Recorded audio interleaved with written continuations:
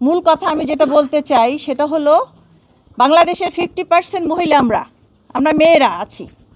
এই ইলেকশনে আমরা চাই আমরা সবাই পার্টিসিপেট করব উইথ কারেজ এবং উইথ ভালো একটা পরিবেশ, সুষ্ঠু একটা পরিবেশে আমরা ভোট দিতে চাই।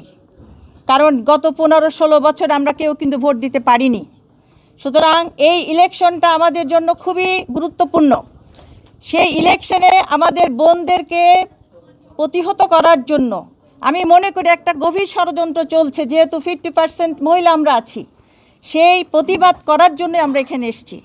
আপনারা জানেন বাংলাদেশ জামায়াত ইসলামী মেয়েদের সম্মান করে, নারীদের মর্যাদা অধিকার প্রতিষ্ঠার জন্য তারা আপ্রাণ চেষ্টা করছে।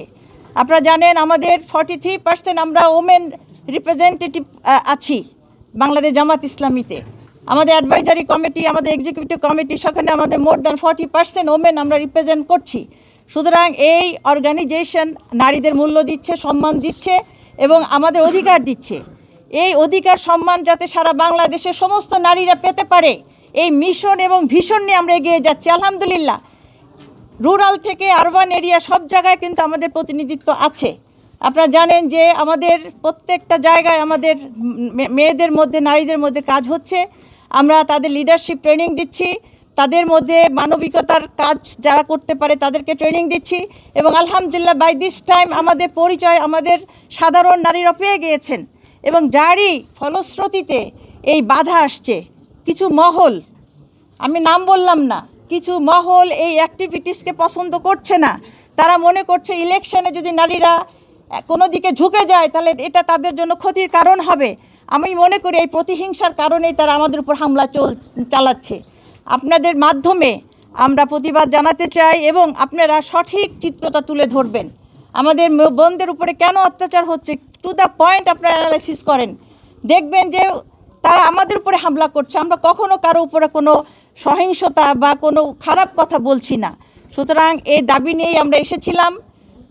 নির্বাচন কমিশনের সামনে তাদের দৃষ্টি আকর্ষণ করেছি যে আপনারা নিরপেক্ষভাবে এই ব্যাপারে আমাদের সহযোগিতা করবেন এবং আমাদের সুষ্ঠু পরিবেশ সৃষ্টি করে দেন, যাতে করে 12 তারিখে আমাদের বোনেরা, মায়েরা সুন্দরভাবে ভোট কেন্দ্রে যেতে পারে এবং সুন্দরভাবে তাদের মতামতটা ব্যক্ত করতে পারে।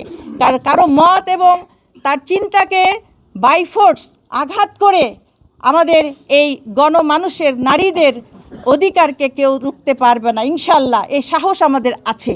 যেখানে এই বাধা আসবে আমরা সেখানে প্রতিরোধ করব ইনশাল্লাহ। কেউ মনে করবে যে নারী অবলা, আমরা অবলা নই। আমরা সেই সাহসী মহিলা, আমাদের ঈমান আছে, বিশ্বাস আছে, আমরা সৎ কাজের প্রতি আমাদের দৃঢ় এক আন্তরিকতা আছে। আমরা ঠিক সেইভাবেই আমরা আমাদের মতামতকে ইনশাল্লাহ প্রতিষ্ঠিত করব। এ ব্যাপারে কোনো বাধাকে আমরা বাধা মনে করব না, চ্যালেঞ্জকে আমরা অতিক্রম করব ইনশাল্লাহ। এই দোয়াই আপনাদের কাছে চাচ্ছি এবং আপনারা আমাদেরকে সহযোগিতা করবেন ইনশাল্লাহ। আমি প্রফেসর ডাক্তার হাবিবা চৌধুরী সুইট, আমি professor of radiology Ibn Sina medical কলেজে আছি। আমি পলিটিক্যাল অ্যাফেয়ার্স দেখি বাংলাদেশ জামাত ইসলামী ওমেন উইংস।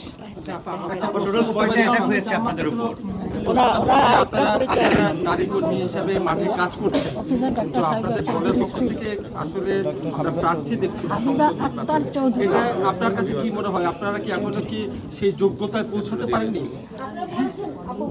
আপনারা বলেছেন যে আপনারা সাংগঠনিক বিভিন্ন পদে আছেন জামাতে ইসলামের ভেতরে, আপনারা কাজও করছেন, কিন্তু এত বড় একটা জাতীয় নির্বাচন, সেই নির্বাচনে একটিমাত্র নারী প্রার্থী কেন? This is the common question. This is the common question I am facing because আমি পলিটিক্যাল অ্যাফেয়ার্স দেখছি। একটাই উত্তর, সেটা হলো বাংলাদেশ জামাত ইসলাম কখনো নারীর এম্পাওয়ারমেন্টের ব্যাপারে কখনো প্রতিবন্ধক নয়। আমরা প্রিপেয়ার হচ্ছি। আমরা আমাদের অ্যাডভাইজারি কমিটিতে আমরা ডিসিশন নিয়েছি। সেই অ্যাডভাইজারি কমিটি 43% ওমেন আছে পার্টিসিপেন্ট, সেখানে আমরা ডিসকাশন করেছি। সেক্ষেত্রে আমাদের সাংগঠনিকভাবে সিদ্ধান্ত হয়েছে যে এবার আমরা কোনো ক্যান্ডিডেট দিব না ইনশাল্লাহ। আমরা তো লোকাল ইলেকশনে আমরা পার্টিসিপেট করেছি, সেটা ডাটা তো আপনাদের কাছে আছে। সেই ইলেকশনে কিন্তু আমাদের বোনেরা রুরাল এরিয়াতে তারা পার্টিসিপেট করেছে। For the next election will participate, but এই ইলেকশনে আমরা নারীরা অবশ্যই অ্যাক্টিভলি আমরা কাজ করছি, যার ফলশ্রুতিতে আপনারা দেখছেন যে নারীদের উপরে বাধা আসছে। প্রস্তুত থাকেন সেক্ষেত্রে কি জামাতের শীর্ষ নেতৃত্বে পৌঁছানোর মতো কোনো অবশ্যই আছে, সুযোগ আছে। আপনারা জানেন আমাদের বাংলাদেশ জামাত ইসলামীতে নারীর যে রিফ্লেকশন যেটা হবে ইনশাল্লাহ বিভিন্নভাবে, আপনারা জানেন আমাদের রিজার্ভ সিট আমরা নারীদেরকে দিয়েছি। বিভিন্ন জায়গায় আমাদের দায়িত্ব যাদেরকে দেওয়া হয়েছে, বিভিন্ন গুরুত্বপূর্ণ দায়িত্ব আমাদের বোনেরা আছেন। সেটা ইন ডিটেলস বাংলাদেশ জামাত ইসলামীর সম্পর্কে যদি আপনারা জানতে চান, আমাদের গঠনতন্ত্র আছে, আমাদের পলিসি আছে, এগুলো আপনাদের জানতে হবে। আমরা এখানে যে লিস্টে দিয়েছি টোটাল 15টা জায়গায় আমরা উইথ ডকুমেন্টস আমরা 15টা জায়গায় উইথ ছবি উইথ ভিডিও আমরা সাবমিট করেছি। এছাড়া আরও অনেক আছে। সুতরাং অবশ্যই উনি আন্তরিকভাবে শুনেছেন, উনি এই ব্যাপারটা পদক্ষেপ নেবেন। উনি বলেছেন আমাদের কথা, উনি মনোযোগ দিয়ে শুনেছেন এবং এই ব্যাপারে ওনার অবশ্যই পজিটিভ অ্যাটিটিউড আছে। উনি এই ব্যাপারে পদক্ষেপ নেবেন ইনশাল্লাহ। আপনাদের জামায়াত আমির তিনি নিজে বলেছেন যে আসলে কোনো নারী দলের শীর্ষ পর্যায়ে যেতে পারবেন, আপনারাও কি আসলে তাই মনে করেন কিনা, আপনাদের ভাবনাটা কি আসলে একটু জানতে চাই। হ্যাঁ, আপাতত আচ্ছা, আমাদের যে বোনটা প্রশ্ন করেছেন এবং একজন ভাই প্রশ্ন করেছেন, আচ্ছা শীর্ষ পদে জামাত ইসলামীর শীর্ষ পদ, তার মানে আপনারা বোঝাতে চাচ্ছেন যে আমির হতে পারবেন কিনা। এখানে আপনারা জানেন জামাতে ইসলামী হলো ইসলামী সংগঠন, তাই না? আর ইসলামী সংগঠন ইসলাম মেনে চলবে, এটাই স্বাভাবিক। যেখানে আল্লাহ তাআলা পবিত্র কোরআনে বলেছেন আর রিজালু কাওয়ামুনা আলান নিসায়, পুরুষ হচ্ছে নারীদের পরিচালক। তো এখানে আল্লাহর এই নির্দেশটা, এটা কোরআনের নির্দেশ, এটা ফরজ। সেই হিসাবে কোনো ইসলামী সংগঠনে নারীরা নেতৃত্বে আসতে পারে না। আর আমরা এটা মেনে নিয়েই আমরা ঈমান এনেছি, এটা মেনে নিয়েই আমরা চলছি। সুতরাং শীর্ষ পদে নারী আসাটা গুরুত্বপূর্ণ না, গুরুত্বপূর্ণ হলো নারীর অধিকার আদায় হচ্ছে কিনা। আপনারা দেখছেন বাংলাদেশের গত 54 বছরে 2 জন নারী প্রধানমন্ত্রী দীর্ঘদিন ছিলেন, কিন্তু নারীদের সমস্যার কি সমাধান হয়েছে? নারীদের প্রতি সহিংসতা কি কমেছে? নারীদের অধিকার কি আদায় হয়েছে? তাহলে শুধু নারী শীর্ষ পদে থাকলেই যে একটা কিছু হয়ে যাবে, কথা তো ঠিক না। বরং নারী হোক আর পুরুষ হোক, যিনি মানবিক হবেন এবং মানবিক মর্যাদা দিবেন নারীদের পুরুষদের সবাইকে, আমরা এই ধরনের নেতৃত্ব চাই।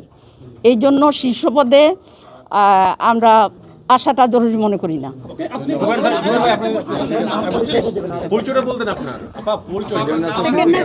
আমি প্রথমেই বলেছি আমার নাম নুরুন্নিসা সিদ্দিকা, আমি বাংলাদেশ জামাত ইসলামী মহিলা বিভাগের সেক্রেটারি।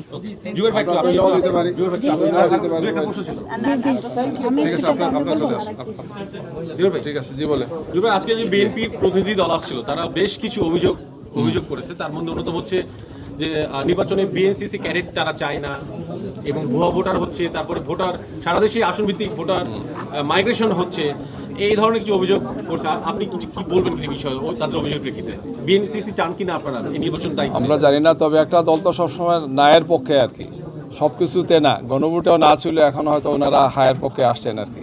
এটা জনগণই বিবেচনা করবেন, আর ইসি সিদ্ধান্ত নেবেন একটি সুন্দর সুষ্ঠু গ্রহণযোগ্য নির্বাচন করার জন্য। যাকে যেখানে দিলে ভালো সেটা তারা করবেন। আমরা দেখতে পাচ্ছি একটি দলের একদম বিভিন্ন পর্যায়ে দায়িত্ব দেওয়ার ক্ষেত্রে চিহ্নিত একটি দলকে সব জায়গায় দেওয়া হচ্ছে, এবং ওনারা এসে বারবার বলছেন যে এই জায়গাতে দেওয়া যাবে, ওই জায়গাতে দেওয়া যাবে না। কিন্তু ওনাদের দলীয় নেতা কর্মীদেরকে দিয়ে ইসির দায়িত্ব পালনের ক্ষেত্রে মাঠ পর্যায়ে আমরা দেখতে পাচ্ছি। আমরা এগুলো ইসিকে দৃষ্টি আকর্ষণ করেছি যে আপনারা কোনো অবস্থায় এদিকে হেলবেন না, ওইদিকে হেলবেন না, আপনারা একদম মাঝামাঝি থেকে আপনারা দায়িত্ব পালন করেন, নাইলে এই নির্বাচন নিয়ে প্রশ্ন দেখা দেবে।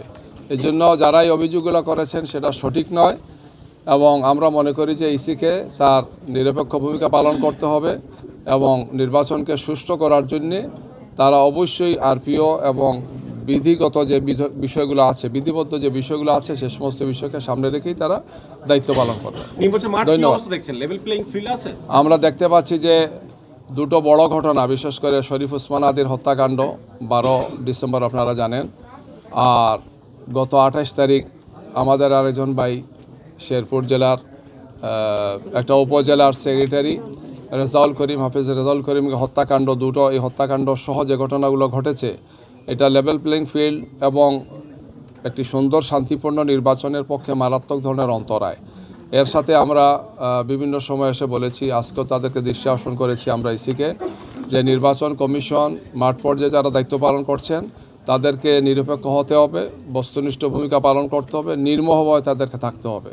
অন্যথায় নির্বাচন নিয়ে প্রশ্ন দেখা দেবে, নির্বাচনের গ্রহণযোগ্যতাটা প্রশ্নবোধক হবে। আমরা আশা করি এখনও সময় আছে, তারা লেভেল প্লেইং ফিল্ড নিশ্চিত করার জন্যে এবং একটি সুন্দর সুষ্ঠু নির্বাচনের জন্যে গ্রহণযোগ্য পরিবেশটাকে এনশিওর করার জন্য তারা ভূমিকা পালন করবে। ধন্যবাদ। একটা প্রশ্ন, আপনাদের জামায়াতের বিরুদ্ধে পাড়ায় পাড়ায় শান্তি কমিটি করার কথা অভিযোগ করেছে, সে বিষয়ে আপনাদের বক্তব্য কি? পাড়ায় পাড়ায় শান্তি কমিটি করার কথা বলছে আপনাদের বিরুদ্ধে, আপনারা একটা এটা আপনারা উত্তর দিবেন, শান্তি কমিটি হচ্ছে না কমিটি হচ্ছে। মানে এই সমস্ত আজগুবি অভিযোগ কোনো সুস্থ মাথা থেকে আসতে পারে না। আমি বলবো যে এটা কোনো সুস্থ লোক, সুস্থ কোনো দল এই ধরনের অভিযোগ করতে পারে না। এটা হচ্ছে একদল লোক, একটা দল যদি অস্থির হয়ে যায়, জনগণের যে বিপুল সমর্থন আমাদের দিকে, পুরুষ মহিলা সবার যে সমর্থন, এগুলোতে ভীত হয় তারা এই সমস্ত কথাবার্তা তারা বলছেন। এটা সুস্থতার কোনো লক্ষণ আমার কাছে মনে হচ্ছে না। আমরা তাদের সুস্থতার জন্য দোয়া করি। সবাইকে ধন্যবাদ। আসসালামু আলাইকুম। অভিযোগ করেছে আপনার ধর্মীয় প্রতিষ্ঠানে প্রচারণা করছেন, সেই বিষয়ে কিছু বলতেন? এটা হচ্ছে যে আমরা কোথায় করি না করি সে তো আপনারা দেখেন।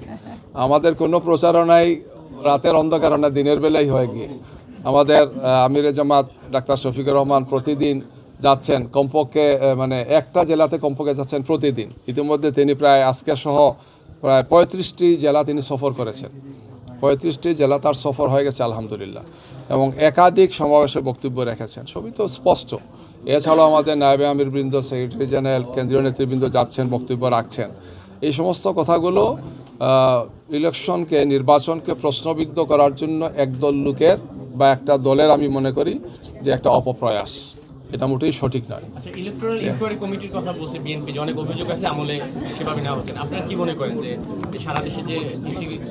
আমরা অনেকগুলো অভিযোগ করেছি, আমরা ইসিকে দৃষ্টি আকর্ষণ করেছি যে ইলেকট্রাল কমিটি সহ জুডিশিয়াল ম্যাজিস্ট্রেট যারা আছেন বা আরও যারা দায়িত্বে আছেন, আমরা অনেক ক্ষেত্রে দেখতে পাচ্ছি যে কার্যকর কোনো ভূমিকা নিচ্ছেন না। ওনারা নোট নিয়েছেন, বলছেন যে আমরা এই সমস্ত বিষয়গুলো যেখানে যেভাবে বলা উচিত। ইলেকট্রাল কমিটিকে তো আবার ইসি গাইড করতে পারে না, যেহেতু এটা বিচার বিভাগীয় বিষয়। তারপর আমরা দৃষ্টি আকর্ষণ করেছি আপনাদের যেখানে বলার সুযোগ আছে আপনারা বলা উচিত, মানুষ সেখানে বিচার পাচ্ছে না। এই যে নারীদের উপর সহিংসতার বিষয়গুলো আমরা প্রতিটি বিষয় সেখানে বলেছি। তো তাৎক্ষণিক অ্যাকশন নিলে পরবর্তীতে এটা হতো না, কিন্তু রিপিটেডলি হচ্ছে, একটার পর একটা এই ধরনের ঘটনাগুলো ঘটছে। তো এক্ষেত্রেও ইসির পক্ষ থেকে তারা ভূমিকা পালন করবেন। আপনাদের মাধ্যমে আমরা দেশবাসীকেও জানাতে চাই যে এক্ষেত্রে সবাইকে দায়িত্বশীল ভূমিকা পালন করতে হবে। ধন্যবাদ।